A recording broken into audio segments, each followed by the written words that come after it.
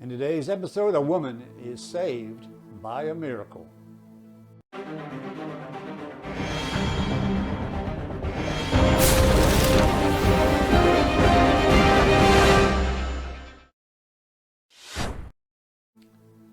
Hello and welcome back to Encounters from Beyond the Veil. In today's episode, a woman's driving home late at night. She falls asleep at the wheel and gets in a terrible accident where only a miracle could save her. I'll tell you, it runs a whole... The relationship between Pamela Carter and her father, Joe Carter, was an especially strong one. My dad was a really good dad. He was a great dad. You couldn't get a better dad. For Pamela, he was more than just a parent. He was a friend, and she could always count on him being there for her. Sadly, in 1992, Pamela's father was killed in a tragic accident, but even this sudden tragedy could not sever their bond. My dad's always with me, no matter what. Always. Anything I do, anything I think, my dad's always there. And several years after his death, Pamela would discover how close her father remained as he watched over her during a terrifying ordeal. It happened the day before Thanksgiving, that night at 8 p.m. I was driving down the road. I'd worked real hard that whole week trying to catch up because we were going to miss a few days. But once on the road, her eyes grew heavy, and suddenly, she was asleep at the wheel.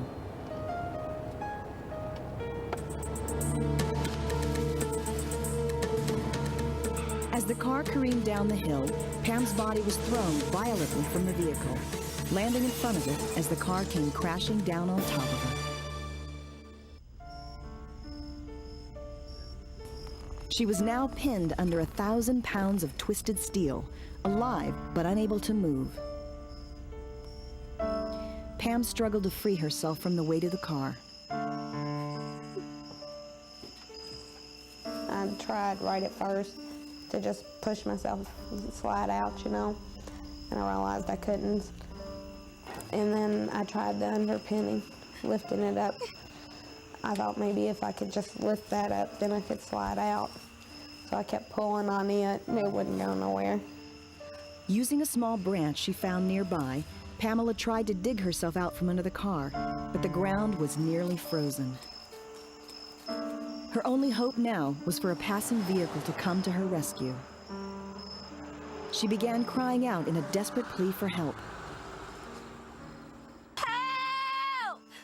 But the crash had left her far below the roadway, and no one could possibly see her or hear her cries.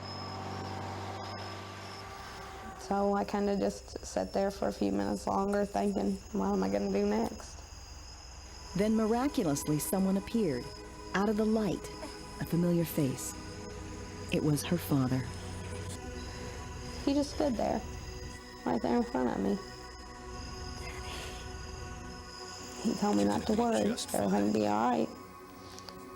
And then I guess at that point I did black out because it kind of, I don't remember anything until I kind of come back to again.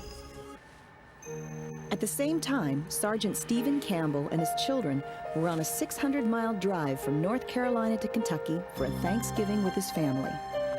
It was almost 3 in the morning when Stephen noticed the car getting low on gas. So he left the highway in Lexington, Kentucky, turning onto the Bluegrass Parkway, hoping to find a gas station open. So we're cruising down the Bluegrass, and at each major intersection you can see those great big signs, with the great big gas signs, but all of them are turned off and everything's closed. Miles later, with the gauge almost on empty, Stephen was getting very worried.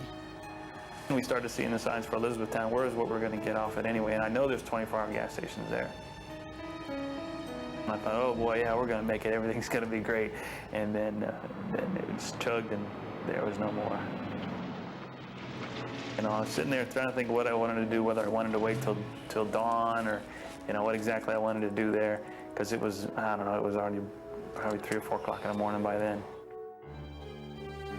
Miraculously, Stephen's car had run out of gas only a few feet away from where Pamela's car had gone over the embankment.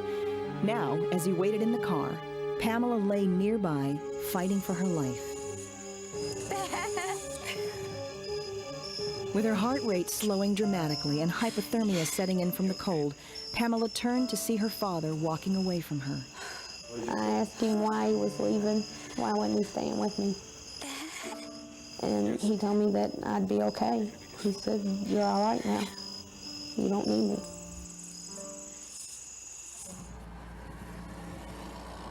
We're out of gas. We're gonna have to push. Stephen decided to push the van to the top of the grade and then roll down to the next exit. When we got outside the van, my son says, "Did you hear that?" Wait. Did you hear something? I didn't hear anything. I didn't hear anything.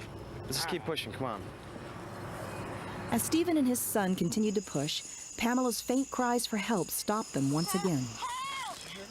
I thought I did. So I tell everybody to be quiet, and I'm listening, and I hear, help me, and he just barely make it out. Hey, I heard that. Did you hear something? Concerned, Stephen decided to investigate, telling his sons to stay in the vehicle and lock the doors. I'm gonna go check something out, all right? Uncertain of what he would find in the darkness, Stephen cautiously made his way down the slope. When I was going down that hill, there's probably 10,000 things going through my mind. Everything from, there's 10 guys down here with clubs to there's somebody that really needs help, and everything in between. Without knowing the danger he might be walking into, Stephen continued down the hill. Hello? And when I get down closer to the car, then I saw it I'm shining the flashlight and I see the car. But as he circled the car, he was shocked to find Pamela pinned beneath the wreckage. What happened? Oh my God. The very first thing that came into my mind was she was cut in half. And of course, immediately after that, your mind says to you, well, she's not cut in half because she's talking to you. Of course, the next thing was, can I get this car off of her? Realizing that he couldn't do anything on his own and that Pamela could die at any moment, Stephen ran for help.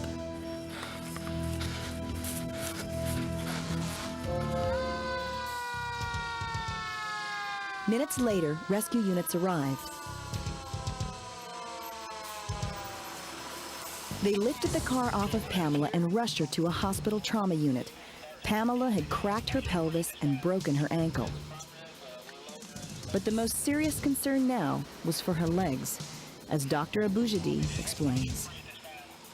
She could have easily lost her legs depending where she was triaged and where she was evaluated early on. After a month in the hospital, Pamela returned home to begin the long rehabilitation process. Ms. Carter impressed me as a tough person, as a fighter, with a strong will. She wanted to live, and she wanted to walk. 3 months later, Pamela was back on the job. We will let you know if there's something that has changed. If not, that's all I need. It was an amazing recovery and one that no one could have predicted. To have survived the crash was a miracle in itself, but what happened after the crash that night was truly miraculous. I believe this is a miracle because I laid there for 8 hours and someone just out of the blue ran out of gas right where I was at. I would say it was a miracle that we ran out of gas at that spot. The chances are 1,000,000,000 to 1. She has a guardian angel or somebody was looking over her for that to happen that spot. I say it's my dad. I don't know, somebody else might think something else, but my dad was looking out for me.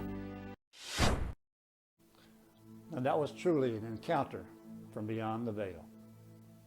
If you enjoyed this episode, please share it with your friends and hit that like button. And be sure to subscribe so you never miss another episode. Until next time, I'm Brad Polk for Encounters from Beyond the Veil.